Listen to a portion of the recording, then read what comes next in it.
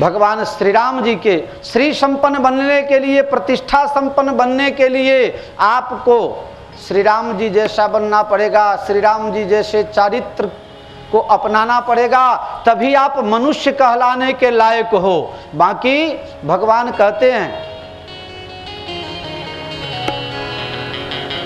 मानव, मानव शब्द है ना महाराज जी, मानव शब्द है, मनुष्य को मानव कहते हैं। अगर आप अपने रास्ते पर चल रहे हैं तो एक माँ नहीं 9 माँ मिल करके जितना बच्चा को प्यार करे इतना प्रेम भगवान करते हैं। मानव 9 माँ बन करके, मानव 9 माँ बन करके भगवान आप,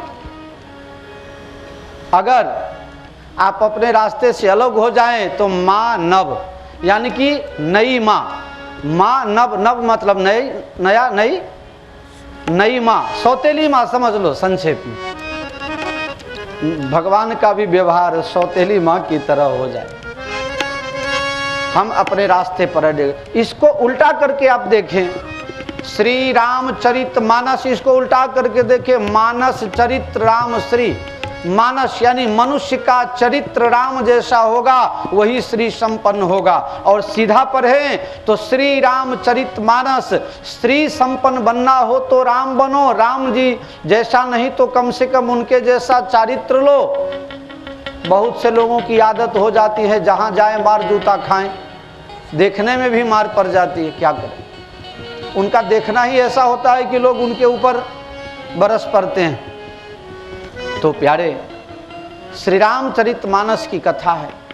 रामायण की कथा में मर्यादा पुरुषोत्तम भगवान ने सभी मर्यादाओं को अपने जीवन में पालन करके और मनुष्य को शिक्षा दिया है। साकेत में मैथिली शरण गुप्त जी ने भगवान से कहा, हे भगवान, आप यहाँ पृथ्वी लोक में आकर के और आप अपने स्वर्ग का कानून, साकेत का कानून ला करके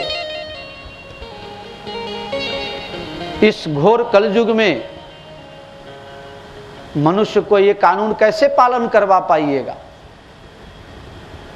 भगवान कह रहे हैं कि मैं ऊपर से कोई कानून लेके नहीं आया हूं, संदेश स्वर्ग से यहां नहीं कुछ लाया, इस भूतल को ही स्वर्ग बनाने आया, नर को ईश्वरता प्राप्त कराने आया, प्रेमी जन को विश्वास दिलाने आया, जन सन्मुख धन को तुच्छ जताने आया, जन जन में जागृति फैलाने आया।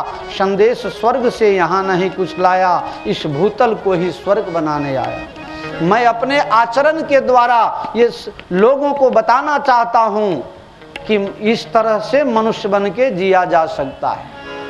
इस संसार में किसी भी संप्रदाय के मानने वाले हों, अपने आराध्य को खुश करने के लिए उनको अपना जीवन श्री राम जी जैसा ही बनाना पड़ेगा, नहीं तो उनके आराध्य भी उनको स्वीकार नहीं कर सकते।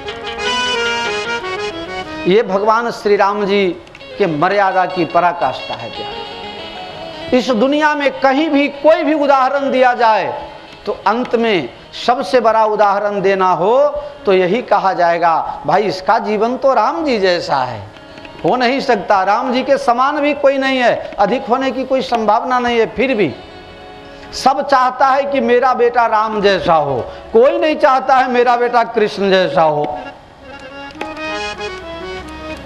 मोहन जी बोलो।